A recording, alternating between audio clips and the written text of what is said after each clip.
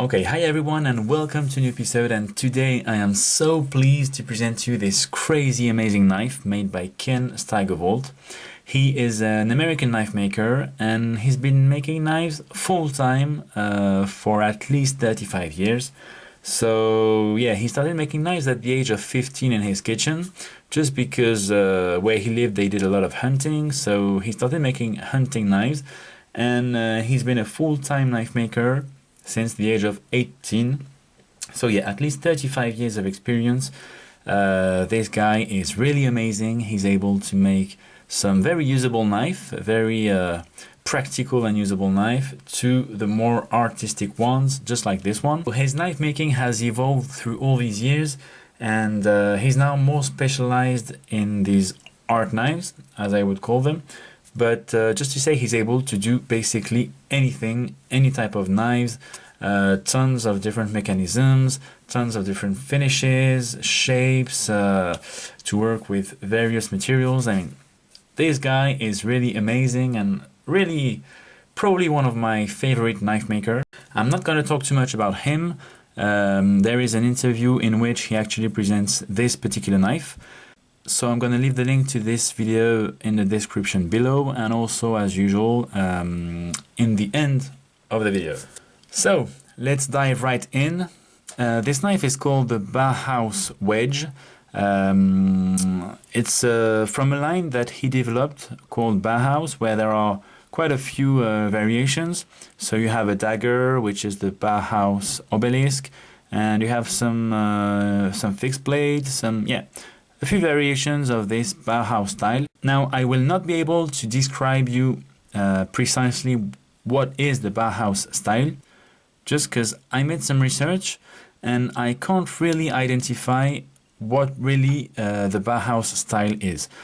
I think it's probably more a kind of movement or a kind of state of mind that have influenced some artists, some architects and this kind of thing. But yeah, very hard to identify one type of Bauhaus style, and that's also why I bought a book about the Bauhaus style. But it's really huge, it's 700 pages, so probably when I will finish to read it all, I'll make a video about it, but yeah, let's keep that for later.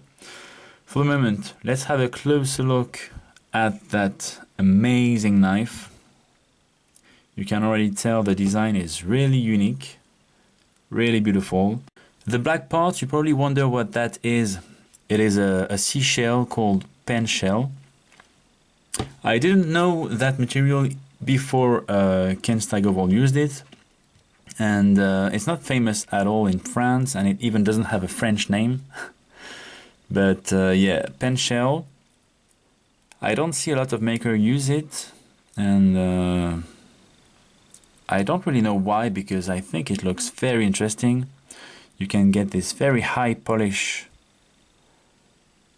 on it, and a really deep black color.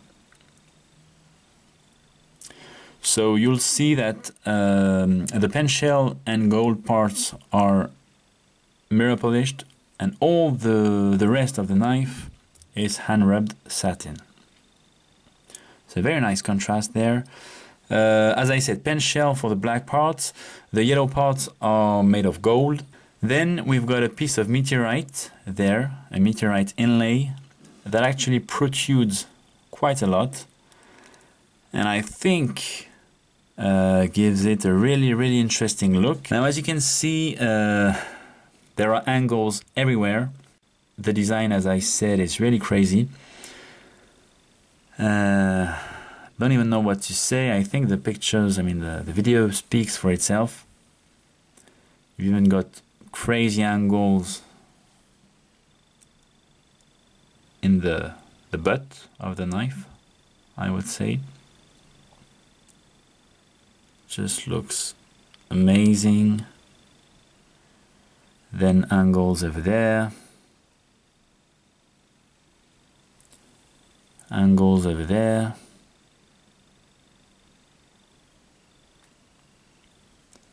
Even angles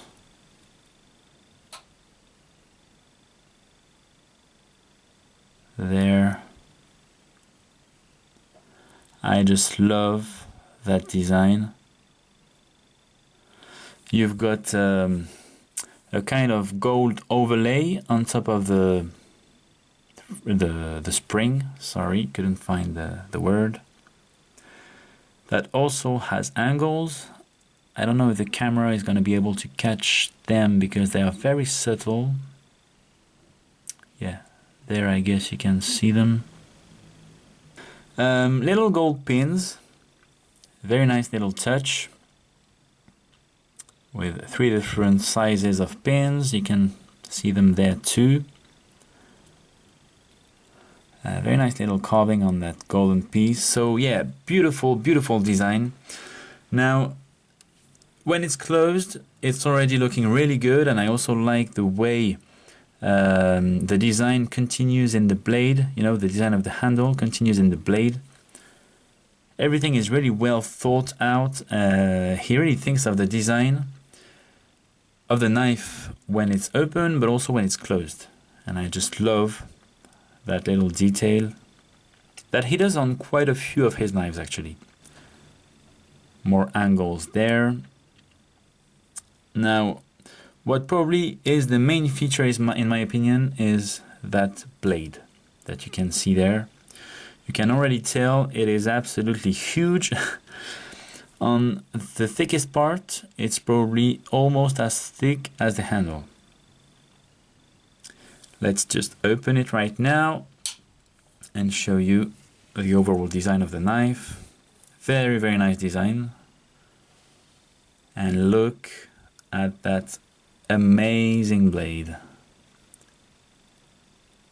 Thickest blade I've ever seen, I think, so far, especially on a folding knife, with a very nice angled tip right there.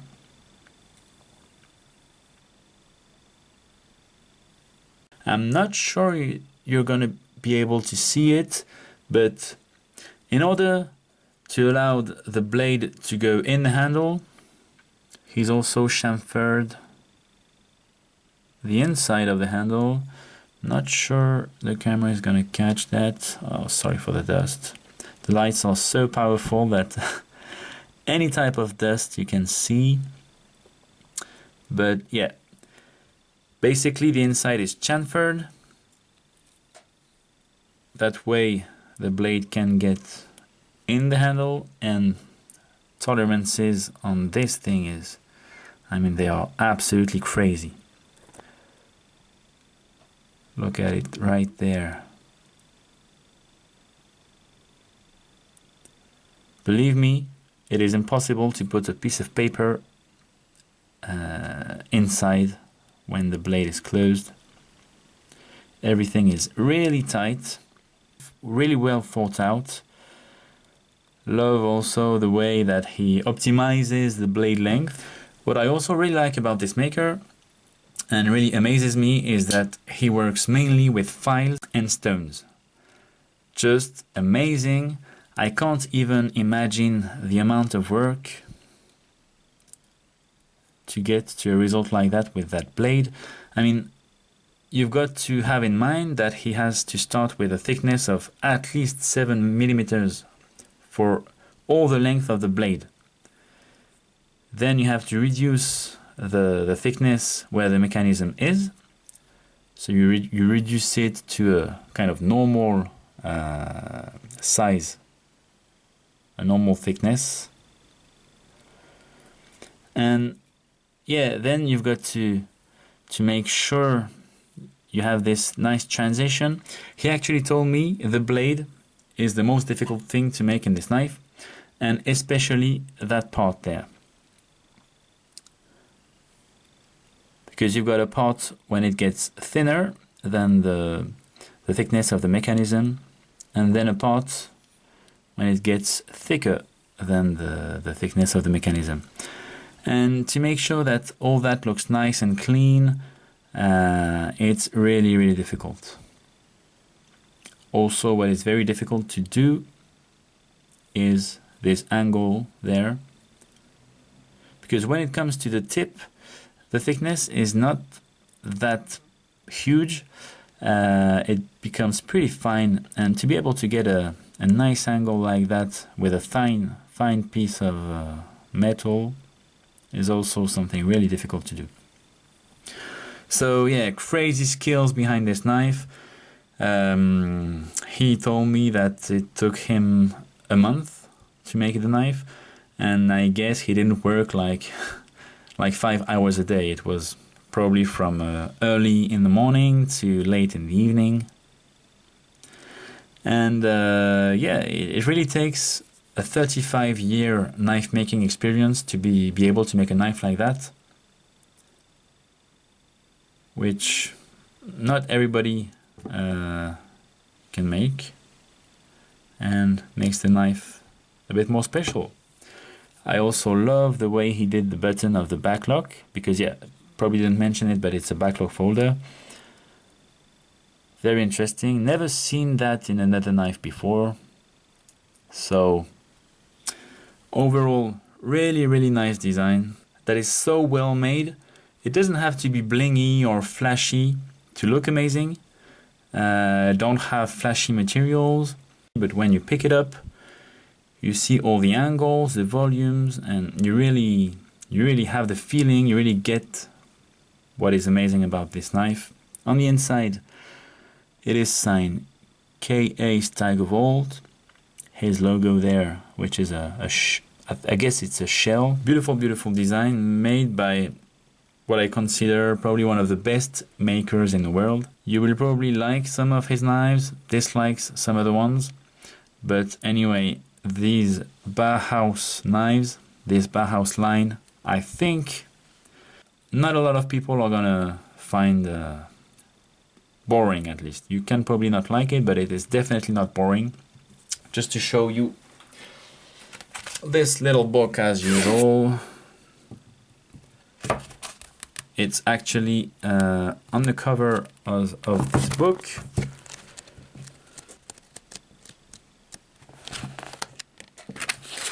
And I'm not sure the camera is going to catch that, but yeah. Right there you can see one of his latest knives. So this is the one I'm presenting you right now, and that is one of his most recent knives that he made. I think it was for the show in Stresa. How crazy is that, guys? So same idea with a very thick blade, same concept, I would say, but I'm just blown away by the design. Unfortunately, I've never seen this particular knife in real life, but just by looking at it on the picture is so amazing. You even got lots of inlays on top of the blade, inlays on the bottom of the handle. Just there is, wow. Guys, how crazy is that? Yeah, anyway, I think that is it for that particular knife. Hope you enjoyed the video and hope you like the knife, because I mean, it's not very often that you have the opportunity to see a knife like that. So yeah, really hope you liked it.